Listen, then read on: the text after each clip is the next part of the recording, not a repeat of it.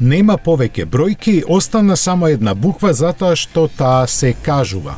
Nissan ја представи најновата генерација на својот спортист, сега означен само како Z. Се започна на крајот од 60-тите години, кога на тогашен Datsun му требаше модел со кој купувачите ќе престанат да го сметаат за производител на ефтини и безлични возила. Јапонците својски се потрудија и успеаа во тоа. Datsun 240Z стана автомобилска икона со која марката која подоцна го смени името во Nissan се идентификуваше низ целиот свет. Се редеа генерациите, а бројките кои ја покажаа големината на моторот растеа се до 370.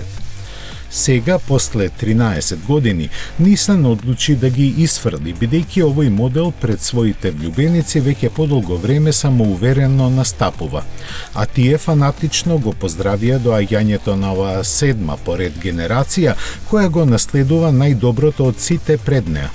Дизајнот е исчистен од целата шминка и сите линии и детали се едноставни, со благ ретро изглед без робување на трендовите. Напред подсетува на оригиналот од 1969-та, назад на најуспешната четврта генерација, а силуетата останува препознатливо заоблена. Се е складно интерпретирано во една динамична форма во која никој не може да најде замерка. Интериерот е интересна мешавина на класичното и модерното, кое на еден дигитален начин ја комплетира традицијата, бидејќи во денешно време поинаку и не може.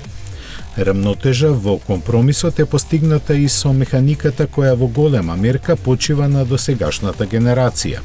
Модификациите се направени само таму каде што можело да се подобри, оставајќи возните својства што ги обезбедува да кажуваат сами за себе.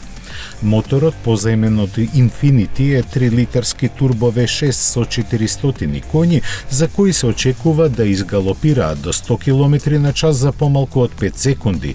Точната бројка Nissan ја крие.